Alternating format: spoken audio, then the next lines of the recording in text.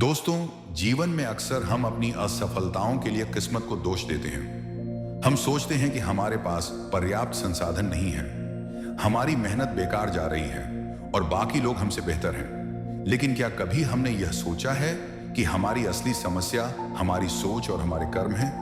आज मैं आपको एक ऐसी प्रेरणादायक कहानी सुनाने जा रहा हूं जो न सिर्फ आपकी सोच को बदल देगी, बल्कि आपको यह भी सिखाएगी कि किस्मत के भरोसे बैठने से कुछ नहीं होता।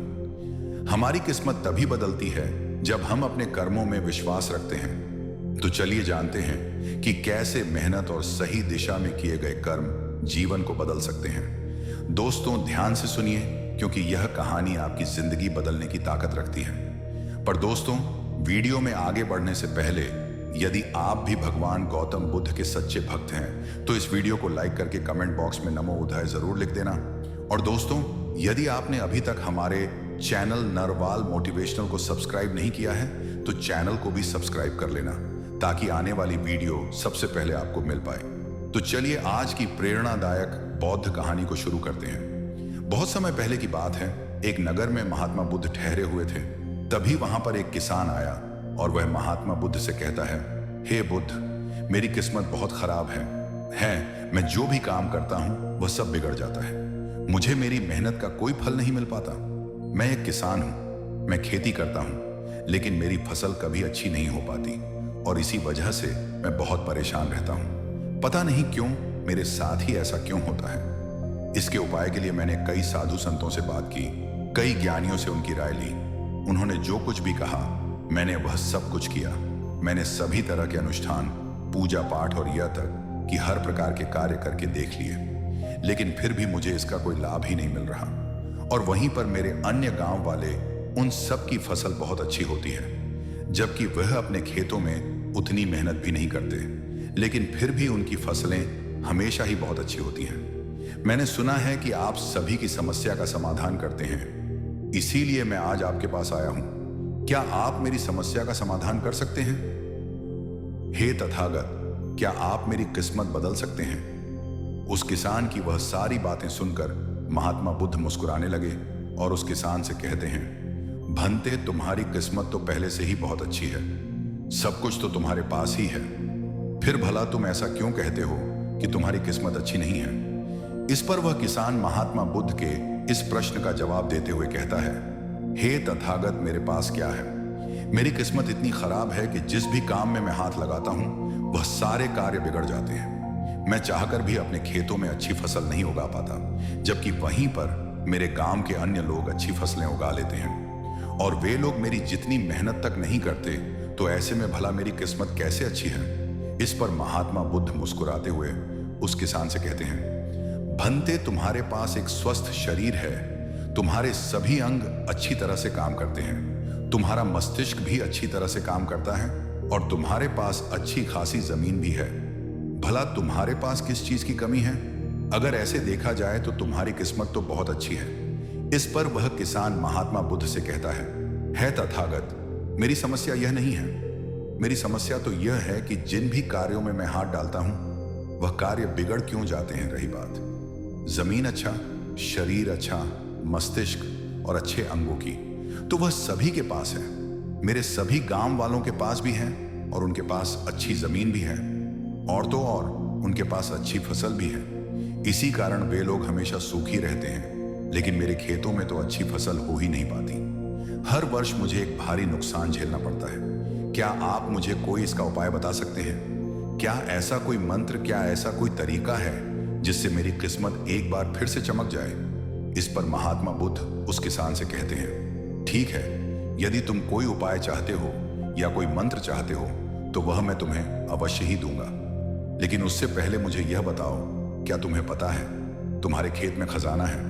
यह सुन वह किसान थोड़ा आश्चर्यचकित हुआ और वह महात्मा बुद्ध से तुरंत ही बोल पड़ा, हे बुद्ध, आप यह क्या कह रहे हैं? मेरे खेत में खजाना है और यह मुझे पता तक नहीं बताइए।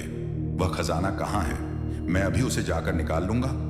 बताइए बुद्ध, वह खजाना कहाँ है? इस पर महात्मा बुद्ध उस किसान से कहते हैं, भंते, वह खजाना तुम्हें ऐसे नहीं मिलने वाला। उसके लिए तुम्हें मेरा कार्य करना होगा। मैं तुम्हें जैसा जैसा कहूंगा तुम्हें वैसा ही करना होगा। तब जाकर तुम्हें वह खजाना अवश्य मिल पाएगा। उस किसान ने महात्मा बुद्ध की सारी बातें सुनी और उसके बाद वह किसान महात्मा बुद्ध से कहता है, हे तथागत, बताइए मुझे क्या करना होगा। आप जैसा कहेंगे मैं वैसा करने के लिए तैयार हूं, लेकिन मुझे बता दीजिए कि आखिर वह खजाना मेरे खेत में कहां पर है। इस पर महात्मा बुद्ध उस किसान से कहते हैं, भंते, अपने खेतों में जाओ और अपने खेतों की खुदाई करके एक मिट्टी टोकरी भरकर मेरे पास लाओ। वह किसान तुरंत ही महात्मा बुद्ध की बात मान लेता है। वह भागा भागा अपने खेतों में जाता है और जल्दी जल्दी एक टोकरी मिट्टी भरकर वह वापस महात्मा बुद्ध के पास पहुंचता है। उस मिट्टी को देखने के बाद महात्मा बुद्ध उस किसान से कहते हैं, ठीक है, अब मेरी बात ध्यान से सुनो। अब से 1 महीने बाद अपने खेत की खुदाई करना और जब तुम पूरा खेत खोद दोगे तो उसमें से एक टोकरी मिट्टी फिर से मेरे पास लेकर आना। महात्मा बुद्ध के मुख से यह बात सुनकर वह किसान कुछ देर के लिए सोच में पड़ गया। वह यह सोचने लगा, जब खजाना मेरे खेतों में गड़ा हुआ है तो महात्मा बुद्ध मुझे सीधे सीधे बता क्यों नहीं देते कि वह कहां पर है। उसने कुछ देर सोच विचार करने के बाद महात्मा बुद्ध से आखिरकार यह बात पूछ ही ली। वह किसान महात्मा बुद्ध से कहता है, हे तथागत, यदि वह खजाना मेरे खेतों में है तो आप मुझे बता क्यों नहीं देते कि वह कहां पर है। मैं उसे अब भी जाकर निकाल लेता हूं। भला मुझे 1 माह का इंतजार क्यों करना है? आखिर की क्या जरूरत है इस पर? महात्मा बुद्ध बड़े शांत स्वर से उस किसान से कहते हैं, भंते, हर का एक समय होता है और वह कार्य यदि उचित समय पर किया जाए तो वह हमें उचित और शुभ फल देता है। तुम चाहते हो तो मैं तुम्हें खजाना बता देता हूं कि वह खजाना तुम्हारे खेतों में कहां गड़ा हुआ है, लेकिन एक पल के लिए यह भी सोच लो, अगर तुम अभी उस खजाने को पाने की कोशिश करोगे तो हो सकता है कि तुम्हारे हाथ तो कुछ भी ना आए। सोच लो, तुम अभी उस खजाने को पाना चाहते हो या 1 महीने के बाद। महात्मा बुद्ध के मुख से यह सारी बातें सुनकर वह किसान कुछ देर के लिए सोच विचार में पड़ गया और फिर वह महात्मा बुद्ध से कहता है, हे तथागत, आप जैसा कहेंगे मैं वैसा ही करूंगा। इतना कहकर वह महात्मा बुद्ध को प्रणाम करके वापस घर लौट जाता है। वह जैसे तैसे अपने मन को मार तो लेता है, अपनी इच्छाओं को दबा तो लेता है, किंतु अब भी उसका मन बहुत बेचैन था। वह उस खजाने को जल्द से जल्द पाना चाहता था। रात में उसे खजाने के सपने आया करते थे। वह दिन भर केवल खजाने के बारे में ही सोचता रहता था। जब भी वह खेत जाता तो एक किनारे पर बैठता और उस खजाने के बारे में सोचने लग जाता।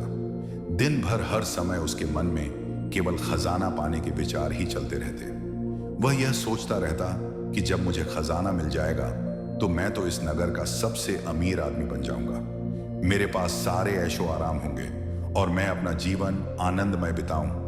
मुझे किसी चीज की कोई कमी नहीं होगी। देखते ही देखते ऐसे ही करीब 1 माह बीत गए और वह अपने खेतों में गया और उसने अपने खेतों में से एक टोकरी मिट्टी खोदी।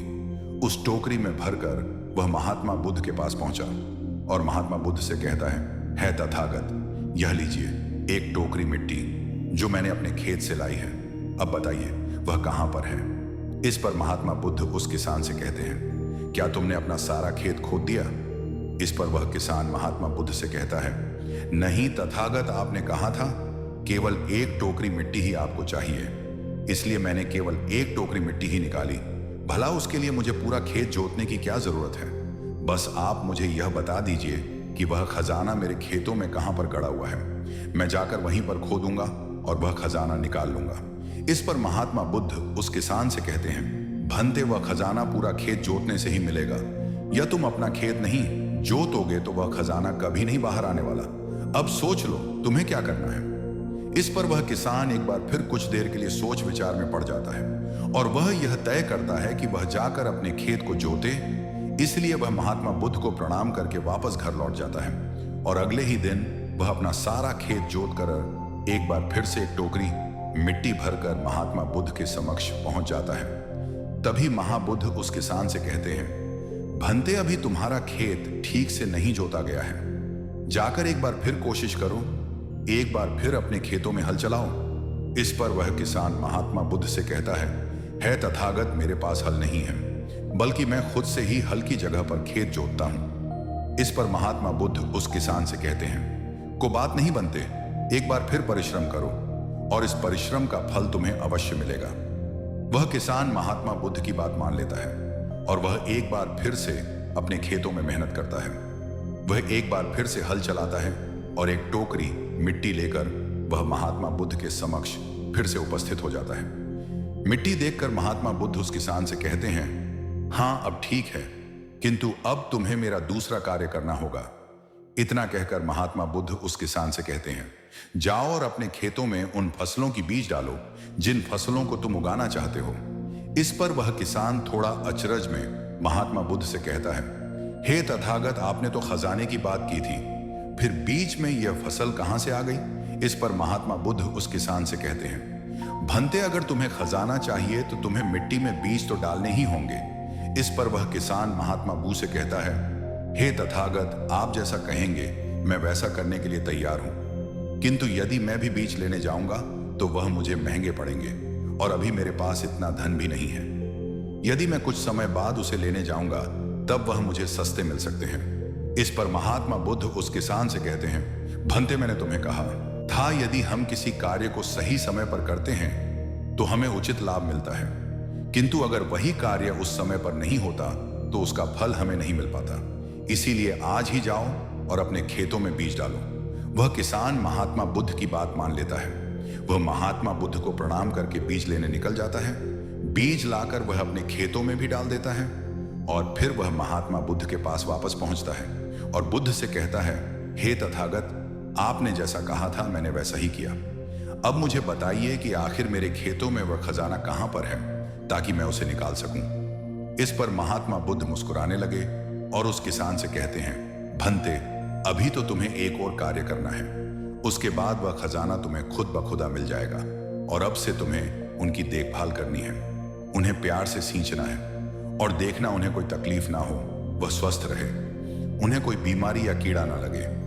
यदि ऐसा हुआ तो तुम्हें वह खजाना नहीं मिल पाएगा, और यदि तुम्हारे खेत का हर एक बीज अंकुरित हो गया और वह अपनी संपूर्णता तक पहुंच गया तो वह खजाना तुम्हें अवश्य ही दिखाई देगा और तब तुम्हें मेरे पास आने की कोई आवश्यकता भी नहीं पड़ेगी। उस किसान ने महात्मा बुद्ध की सारी बातें मान ली और उसके बाद वह महात्मा बुद्ध को प्रणाम करके वापस घर लौट गया।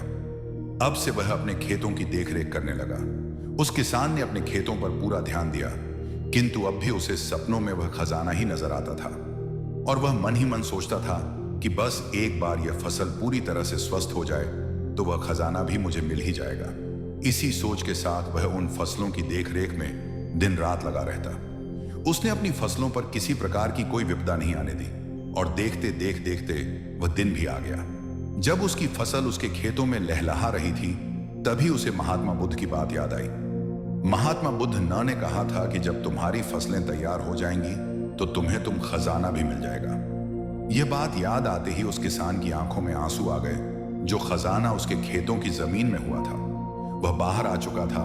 उसके जैसे फसल उसके गांव में किसी की नहीं हुई थी। उसकी फसल से उसके सभी कर्ज भी पूरे होने वाले ही थे और सभी गांव वाले उसकी मेहनत को देखकर बहुत खुश थे और उस किसान की तारीफ कर रहे थे। लेकिन तभी उस किसान को महात्मा बुद्ध की याद आई और वह खुद को महात्मा बुद्ध के समक्ष पहुंचने से रोक ना पाया। वह तुरंत ही महात्मा बुद्ध के चरणों में जा गिरा और उनसे कहने लगा, हे तथागत, आपने जो खजाना मुझे बताया था वह मुझे मिल गया है, लेकिन मुझे यह बात नहीं पता चल रही कि वह खजाना मुझे पहले क्यों नहीं मिला। इस पर महात्मा बुद्ध उस किसान से कहते हैं, भंते, हमेशा किस्मत को दोष देना सही नहीं होता। पहले तुम अपनी किस्मत को सही करने में लगे हुए थे, लेकिन तुम यह भूल रहे थे कि तुम्हारी किस्मत तो पहले से सही थी। तुम सही काम नहीं कर पा रहे थे।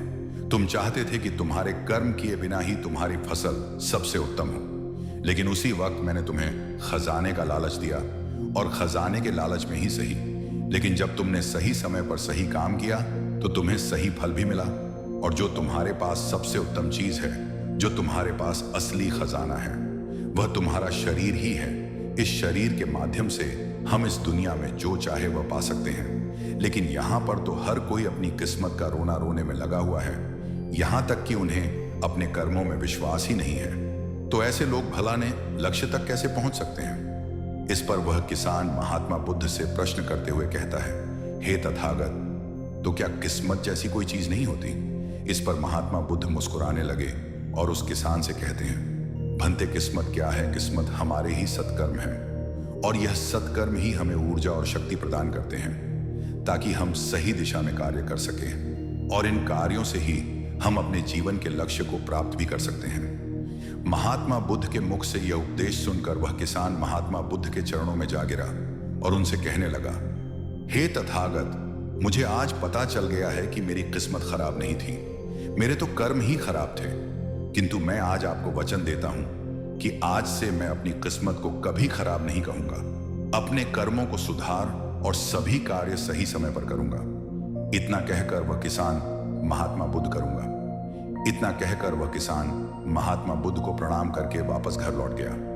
दोस्तों, हम में से अधिकांश लोग यही करते हैं। वे लोग हमेशा अपनी किस्मत को दोष देते रहते हैं, लेकिन वह कभी भी अपने कर्मों पर ध्यान नहीं देते।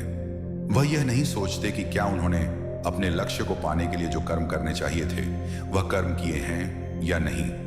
कहीं उसमें कोई कमी तो नहीं रह गई, और अगर उसमें कोई कमी थी तो क्या उस कमी को दूर करके क्या उस लक्ष्य को प्राप्त किया जा सकता था। और यह सब हम तब सोच पाएंगे, तब समझ पाएंगे जब हम अपनी किस्मत को दोष देना बंद कर देंगे।